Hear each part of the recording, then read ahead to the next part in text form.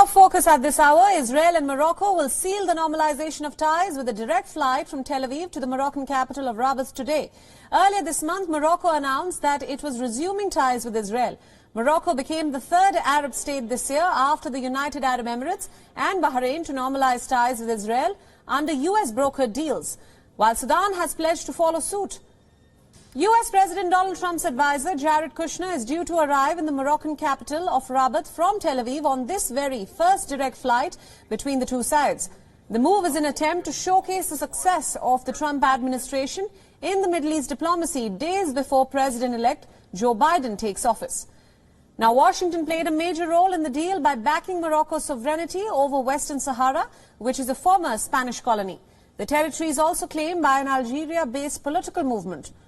Morocco had closed its liaison office in Tel Aviv in 2000 at the start of the Second Palestinian Intifada, or uprising. Now, for more on this news development, we are being joined live by Amichai Stein, a journalist from Jerusalem.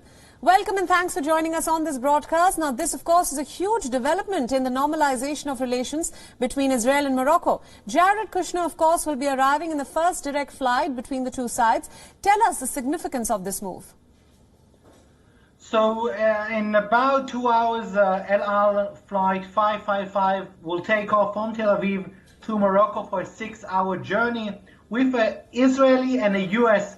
delegation. Like you said, Jared Kushner will head the U.S. delegation, and Israeli National Security Advisor Meir Ben Shabbat will head the Israeli delegation, and they will meet senior Moroccan officials and really to begin the new ties between the countries, to try and put substance into this agreement, announcement between Israel and Morocco. Now, this is a huge step because it's the first direct flight between Israel and Morocco in 30 years. Back in the 90s, during the Oslo Agreement, Rabin and other Israeli officials did the same path. But this is a commercial, the big story here also, it's a commercial airline. It's El Al, it's Israel's main airline. It's going to be a commercial airline, and the expectation, from what I'm hearing from several officials, that each week will be about 2 to 4 flights between the countries, direct flights between the countries, and from each company. So we're talking about more, between 10 and 20 flights each week between the two countries, and it's a huge step because this is the fourth countries that the Trump administration is managing to put in this Abraham Accords.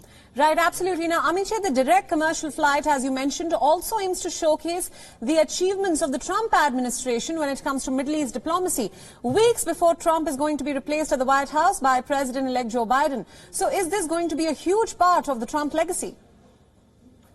The Abraham Accords is, I think no one can debate it. This is a huge part of the Trump legacy, and this is also a legacy that when you talk with Democrats and Republicans in the U.S., tell you that Biden will hug and take it forward, meaning he would like to continue these steps of normalization. He would like to continue this economic ties between Israel and Arab countries. So this is one of the Trump's legacy that Biden won't try to delete or take off the table. He will embrace it and take it forwards. And you said it again, really. Trump is in a month leaving the White House, but the senior U.S. official told me during the night that the Trump administration is still in talks with several countries about establishing normalization with Israel, and they think there is a chance we will hear more announcements in the coming month, the last month of the Trump administration, meaning that the Trump administration, Kushner, Pompeo, U.S. Ambassador in Israel, David Friedman, and other officials are really doing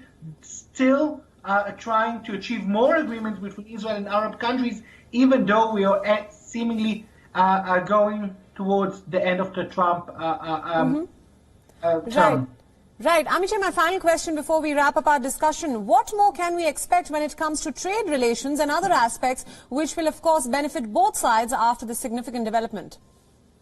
So what my Moroccan officials tells me that they are looking for Israel high-tech industry and agriculture industry to put into Morocco. And they said that the view is that, first of all, Morocco is the biggest industrial place for cars in Africa. So they think there is a chance Israel can take its high-tech industry in this to this industry, and they're talking about a lot of tourism. Their first expectation is about 200,000 tourists every year from Israel to Morocco, and also from Morocco to Israel. So there's a lot of cooperation. And also, by the way, the US itself is going to announce several investments in Morocco today. So we are going really the look of, also in Israel and also in Morocco, they're looking for, again, for a big economic cooperation between the two countries. Right, Amit, we'll leave it there. Thank you so much for joining us on this broadcast and for all your insights. WION World is now available in your country. Download the app now and get all the news updates on the move.